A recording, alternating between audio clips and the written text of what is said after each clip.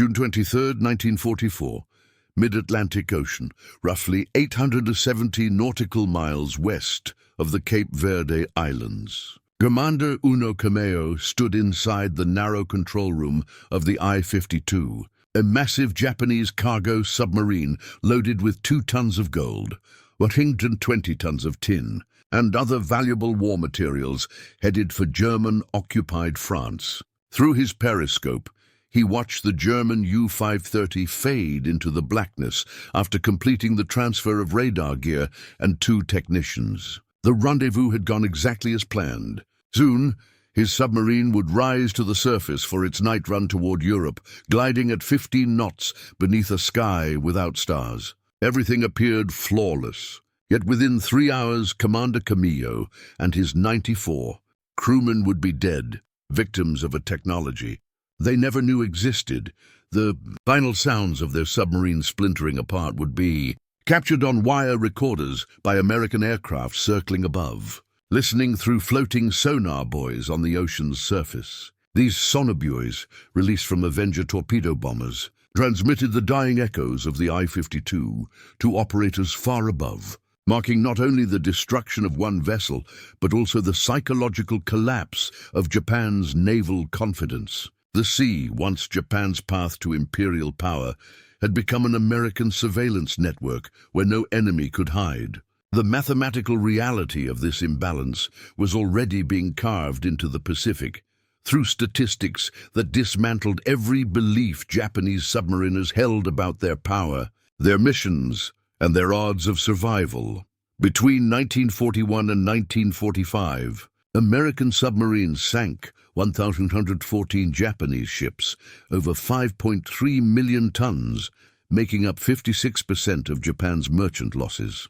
Japanese submarines, despite their sophisticated engineering and massive scale, managed to destroy only 184 Allied vessels, totaling about 1 million tons. The contrast went far beyond numbers. It revealed a fundamental divide in how 2 nations conceived undersea warfare, industrial capacity, and innovation. Japan built the largest submarines on Earth, giants capable of launching aircraft and crossing oceans, but the United States built sonar systems that could detect them long before they struck. While Japan's engineers focused on crafting extraordinary machines, American factories poured out radar, sonar, acoustic torpedoes, and sonobuoys faster than Japan could invent countermeasures. This shift didn't emerge from a single dramatic event, but from thousands of encounters in which Japanese crews slowly realized they were being hunted by invisible forces,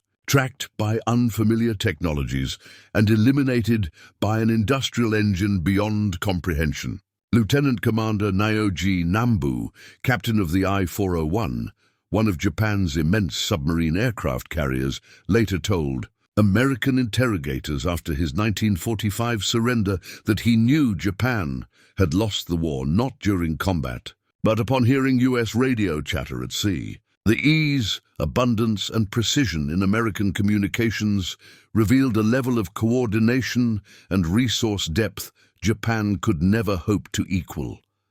For countless Japanese submariners, that understanding came not through reflection, but through terror, ambushed by weapons and sensors they couldn't perceive. The story of how Japan's undersea crews came to grasp America's technological dominance is not a tale of heroic clashes, but one of slow, dawning awareness, of technological shock so profound it broke the spirit of men long before their empire fell.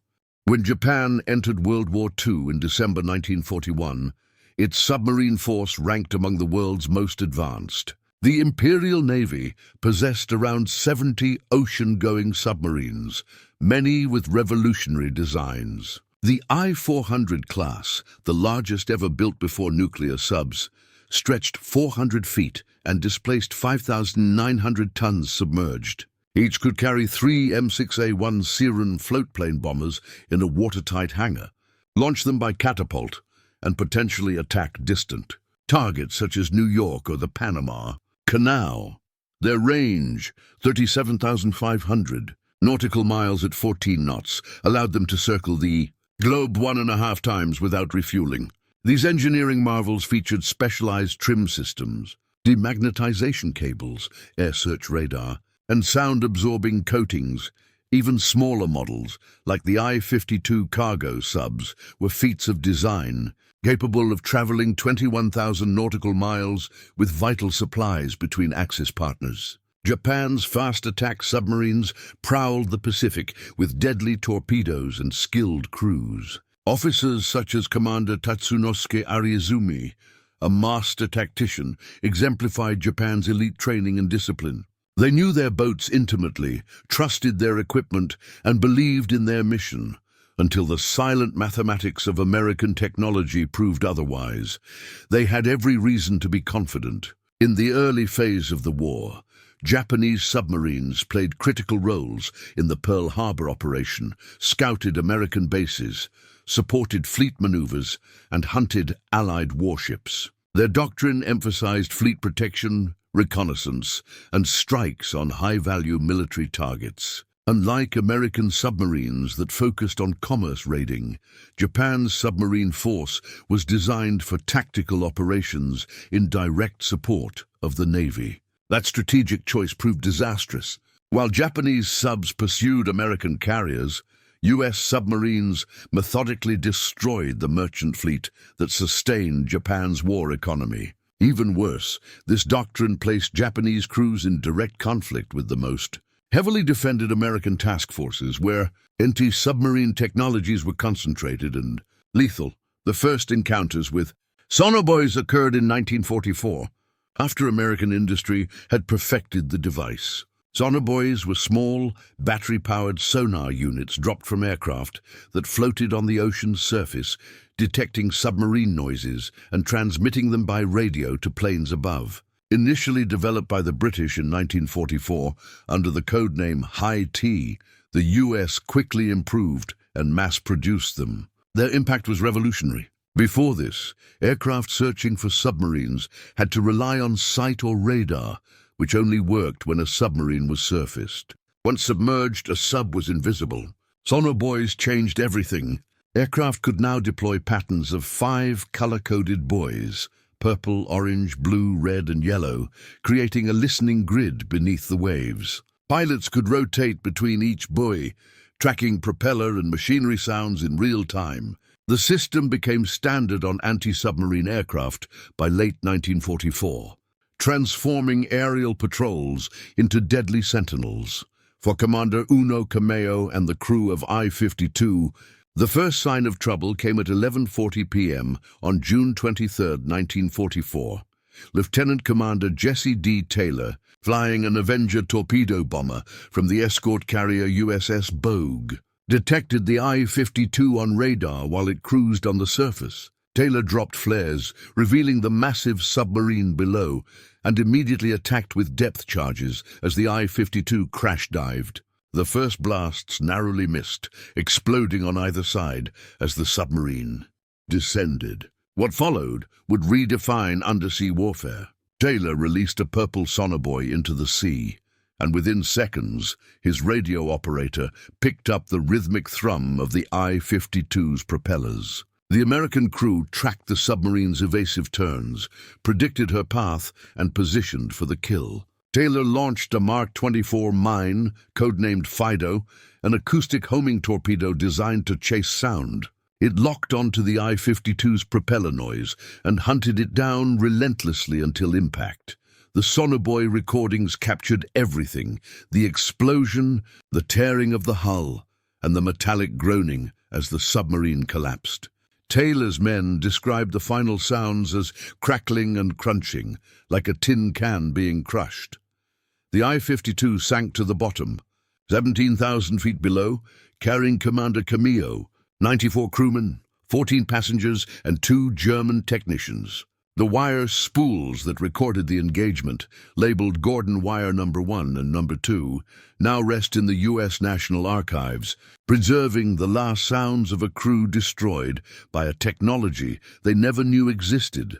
When reports of the sinking spread through Japanese intelligence circles, they sent shockwaves through the submarine fleet. The realization that American aircraft could track submarines underwater was devastating. Diving no longer meant safety. It meant being followed by unseen sensors. The hunter-killer group centered around escort carriers like USS Bogue combined radar, sonar buoys, and acoustic torpedoes into an integrated weapon system that turned anti-submarine warfare from guesswork into science. Bogue's task force alone destroyed 13 German and Japanese submarines between February 1943 and July 1945 using these coordinated tactics.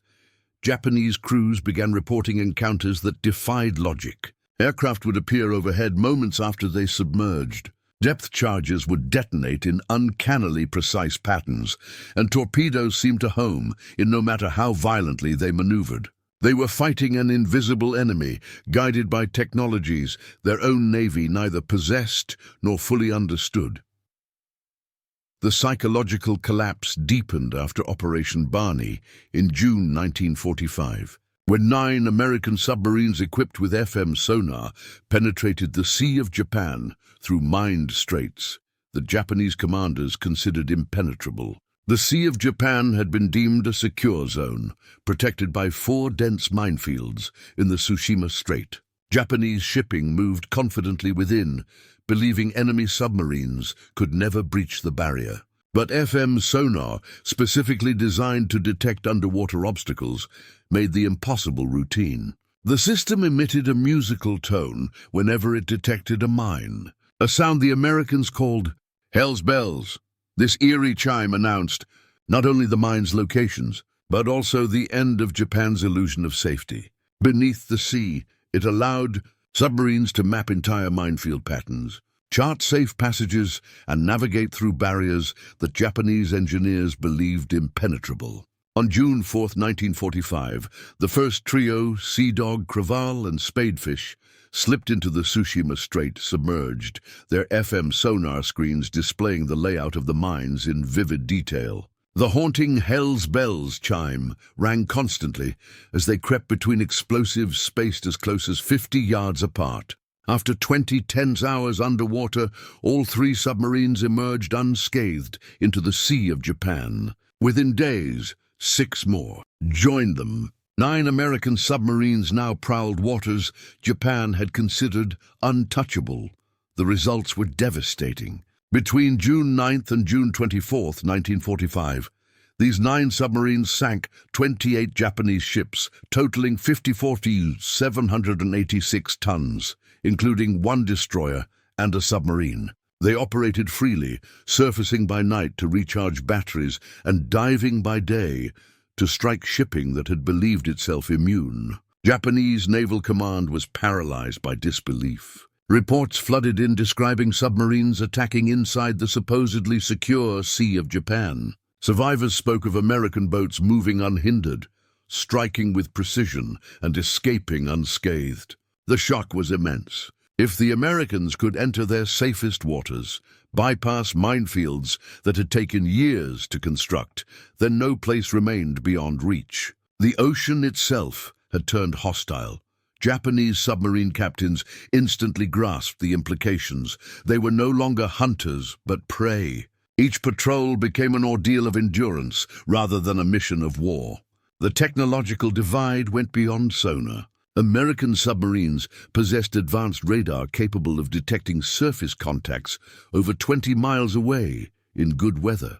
Japanese submarines, by contrast, did not begin receiving radar until mid-1944, and even then in small numbers with far inferior range and reliability. This imbalance meant U.S. submarines could locate and shadow targets long before being detected, granting them a tactical advantage Japan couldn't offset.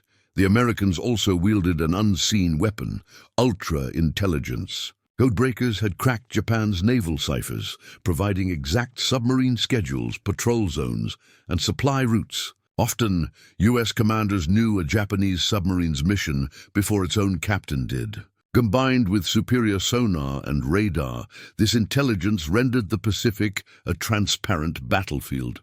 Lieutenant Commander Naoji Nambu, who commanded the I-401, later told U.S. interrogators that the sensation was like being watched every moment. Even under 1,000 feet of water, his dread wasn't paranoia, it was truth. The industrial imbalance behind this dominance left survivors speechless when they saw American production firsthand after surrender.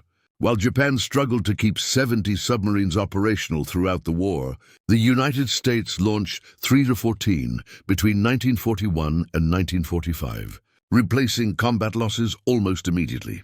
Shipyards like Mare Island in California, Electric Boat in Connecticut, and Portsmouth in New Hampshire worked continuously, producing fleet submarines at a pace Japan couldn't imagine.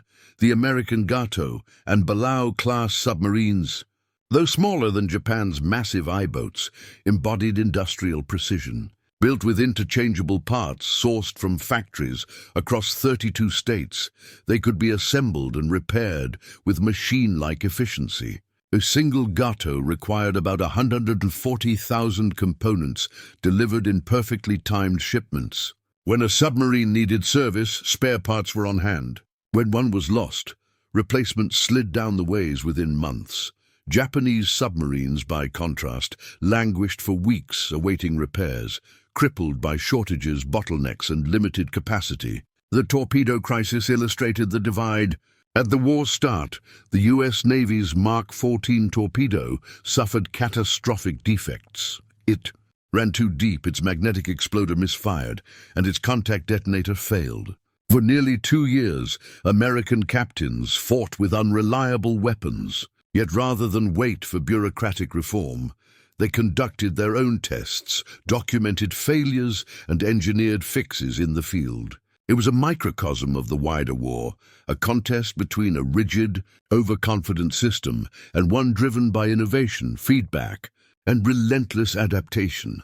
Despite resistance from the Bureau of Ordnance, the problems were finally fixed. By September 1943, the Mark 14's flaws had been resolved, and at the same time, the electric Mark 18 torpedo entered service. The Mark 18 left no visible wake, depriving targets of any warning before impact. Meanwhile, the Mark 24 mine, actually the acoustic homing torpedo known as Fido, could be dropped from aircraft and would automatically follow the sounds of a submarine's propellers until it struck. Japan never fielded comparable technology.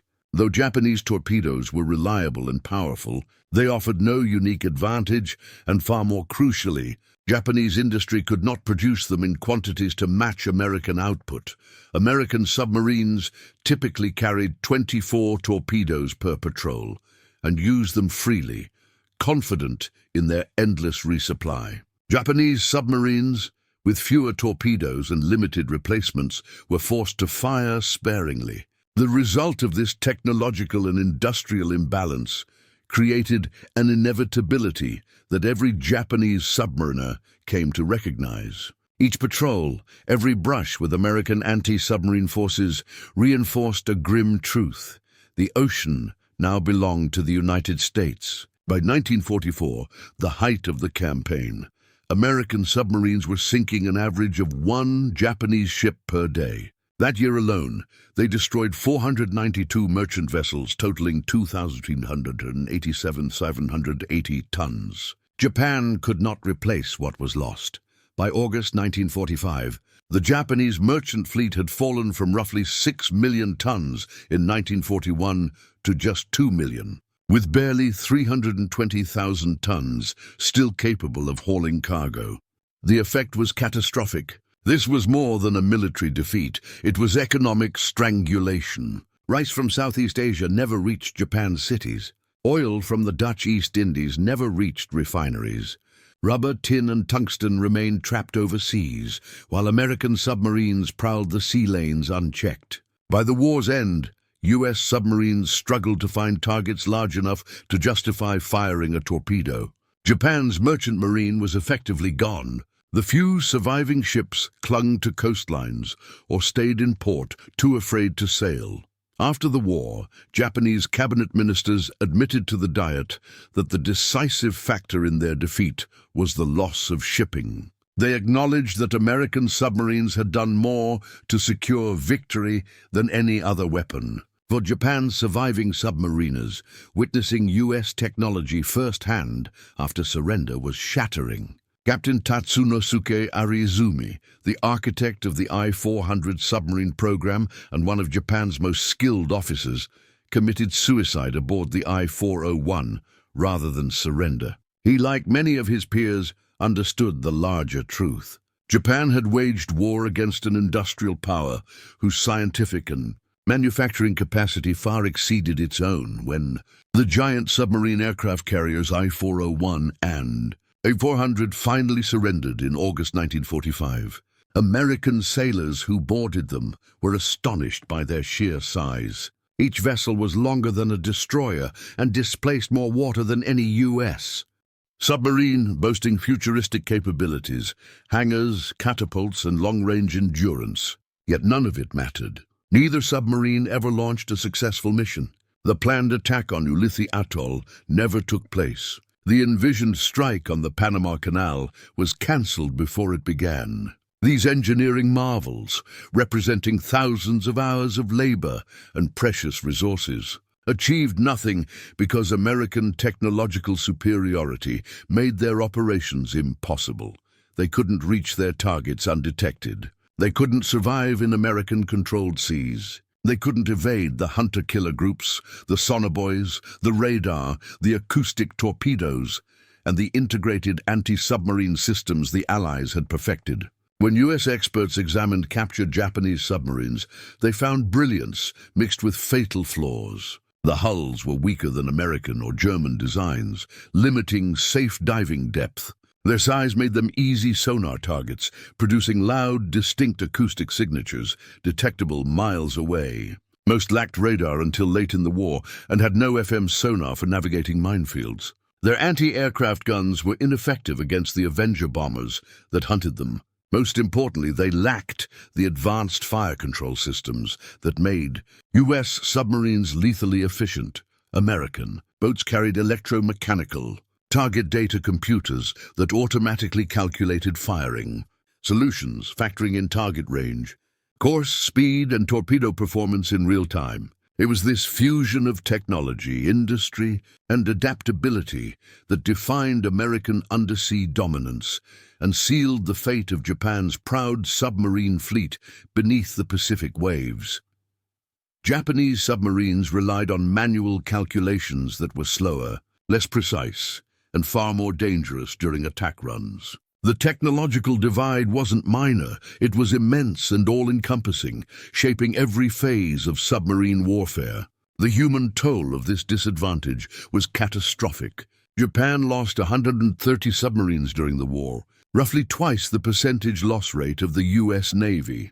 Of the 70 submarines Japan possessed in December 1941, along with those built later, nearly all were destroyed by American forces using the very technologies Japanese crews had learned to dread: sonar, radar, aerial patrols, depth charges, and organized hunter-killer groups. About 10,000 Japanese submariners perished, more than 70% of the force. What began as an elite and honorable branch had become a near-certain death sentence. Young sailors assigned to submarine duty understood the grim odds. Families saw their sons off to training already mourning their loss. By war's end, Japan's once proud submarine arm was broken, its morale shattered, its reputation destroyed by technological inferiority. The psychological shift among Japanese crews mirrored that of captured German POWs in America, though experienced differently. German prisoners witnessed U.S. abundance firsthand. Japanese submariners experienced American superiority as an invisible, deadly presence at sea. Both groups reached the same realization.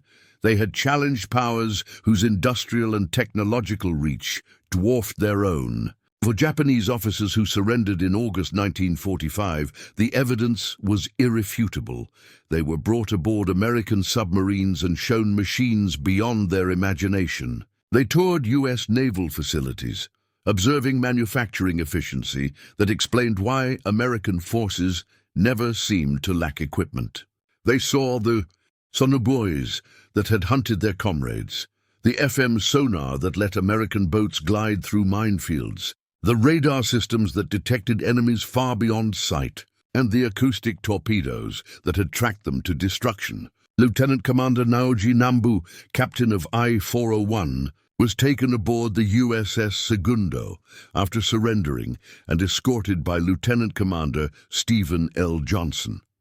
Nambu examined Segundo's radar, sonar, fire control computer, and torpedo mechanisms. Every system was superior to its Japanese counterpart and, more importantly, worked flawlessly. Nothing jammed, nothing failed. American submariners handled their equipment with effortless assurance, born from the knowledge that their machines would perform and that reinforcements were endless. Johnson's crew had survived 9 war patrols, sunk Japanese ships, escaped counterattacks, and expected to live through the war. Japanese crews had no such confidence. They knew American technology could find them, follow them, and kill them with precision. The psychological pressure was immense. Nambu later told interrogators that his moment of realization came not after Hiroshima or Nagasaki, but months earlier when he overheard American radio chatter. The scale of operations, the calm coordination, the casual references to abundant supplies, it all revealed an industrial might Japan could never equal. That awareness deepened in the months after surrender. Japanese submariners were taken to American-controlled bases, Kure, Sasebo, and Tokyo Bay, where captured submarines were studied. During the formal surrender ceremony aboard USS Missouri on September 2, 1945, Vice Admiral Charles A. Lockwood, commander of the U.S. Pacific Submarine Fleet, deliberately raised his flag over the captured I-400 and I-401. The message was unmistakable.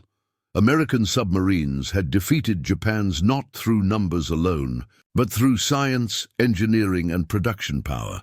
When the I-400 and I-401 were later taken to Hawaii for technical evaluation, their former crew members accompanied them as advisors. They watched as American engineers dismantled the submarines piece by piece, photographing, measuring, cataloging every system. The Americans were meticulous, professional, and occasionally impressed by certain Japanese innovations. But they were not awed.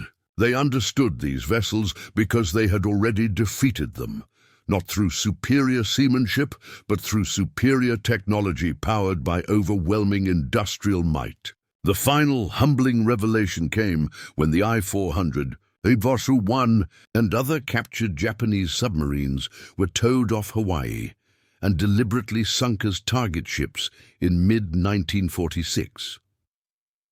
The decision stemmed partly from Soviet demands to inspect the captured submarines.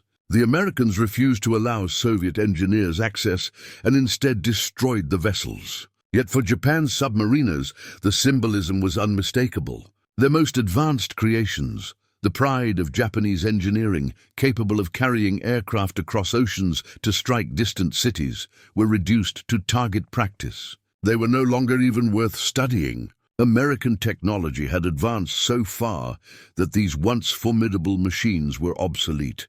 The message was clear. Japan had built magnificent submarines, but America had built the technology that rendered them irrelevant. The ocean had never truly belonged to Japan. It had merely taken time for American technological and industrial dominance to fully manifest. When surviving submariners returned home, they carried these lessons with them. Many wrote memoirs expressing astonishment at America's capabilities. Others lectured to the newly formed self-defense forces, emphasizing the absolute importance of technological parity in modern war.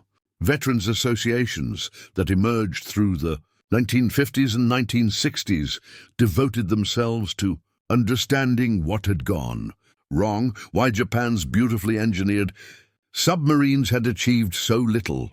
Their conclusions were unanimous. From the beginning, technological inferiority, weak industrial capacity, and flawed strategy had doomed Japan's submarine fleet. No level of courage, training, or patriotism could compensate for such asymmetry. American submarines enjoyed advantages in every domain: detection, fire control, communication, navigation, and logistics.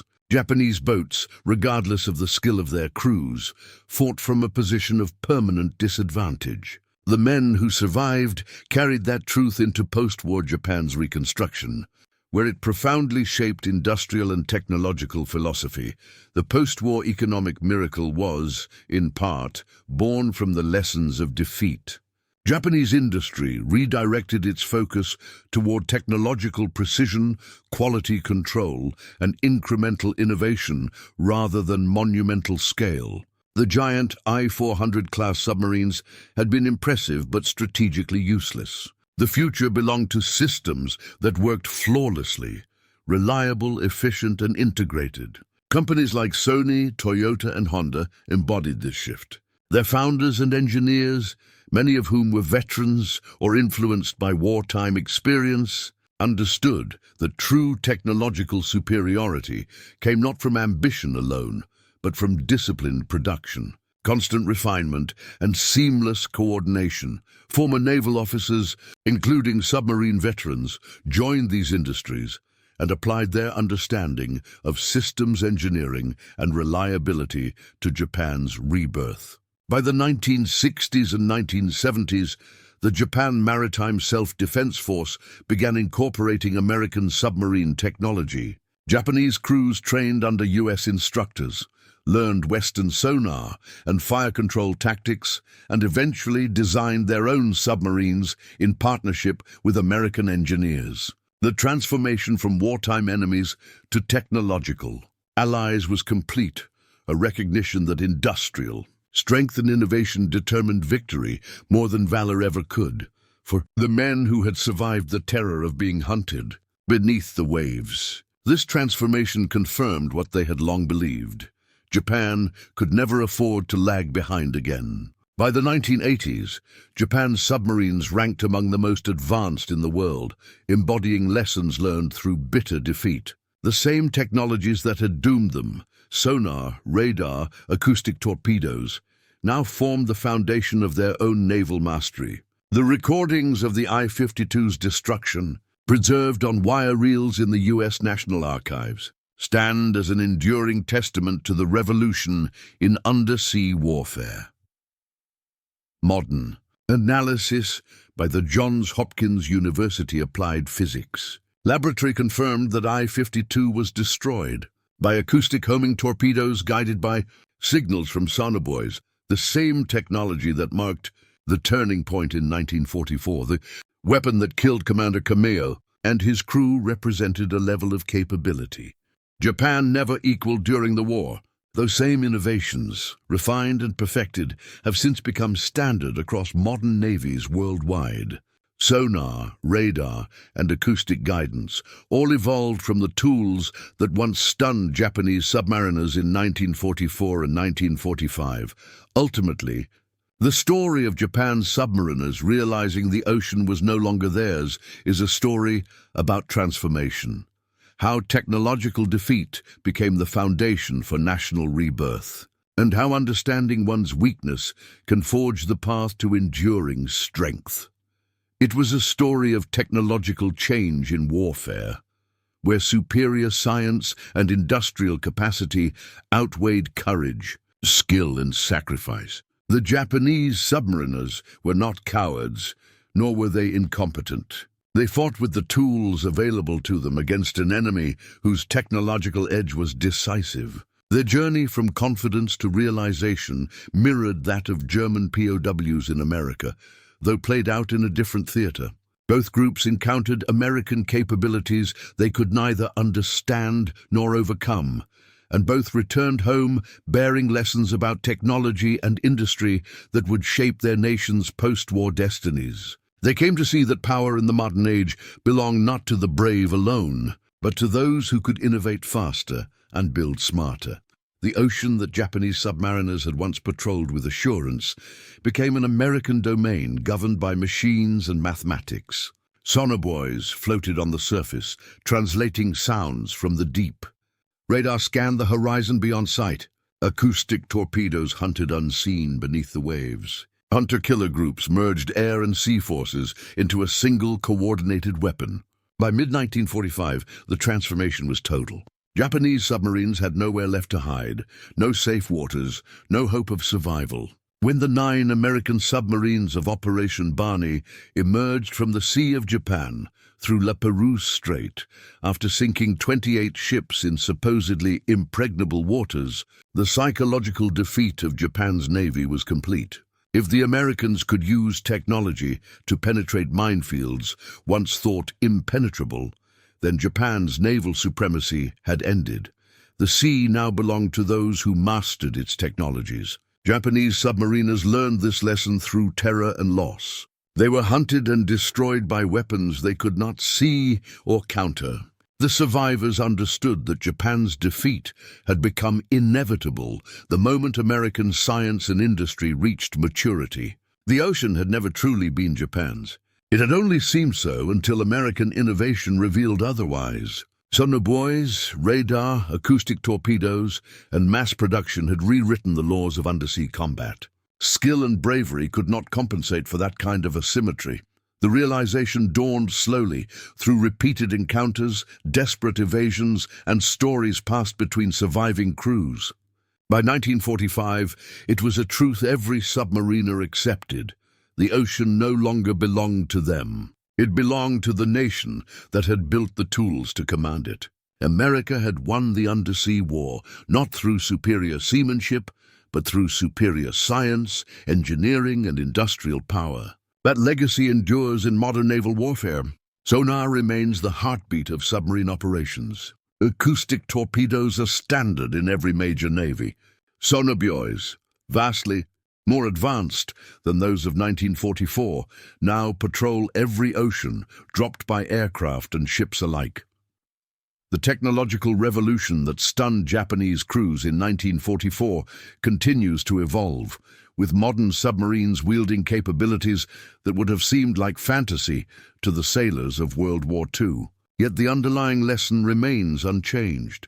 In modern warfare, technological superiority backed by industrial strength decides outcomes.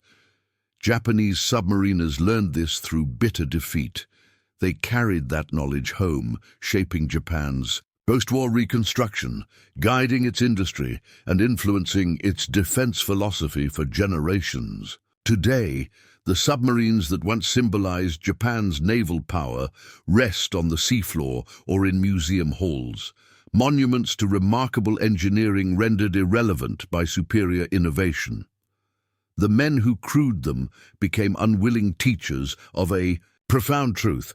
Technological competition determines which nations endure and which decline. The tale of Japanese submarine crews intercepting American sonar buoys and realizing the ocean was no longer theirs stands as a timeless testament to how warfare evolves. From pride to realization, from presumed dominance to the acceptance of inferiority, their experience transformed not just men, but entire nations. The ocean changed hands, not through grand battles, but through invisible devices, floating, listening, transmitting the data that guided hunters with scientific precision. Commander Uno Kameo and the thousands of submariners who perished were overcome by an industrial and technological force they never fully grasped. Those who survived carried its lessons into a new age, shaping Japan's future and global naval progress alike. The ocean came to belong to those who mastered its science, and that truth, learned in pain between 1941 and 1945, remains just as relevant in the technological rivalries of today.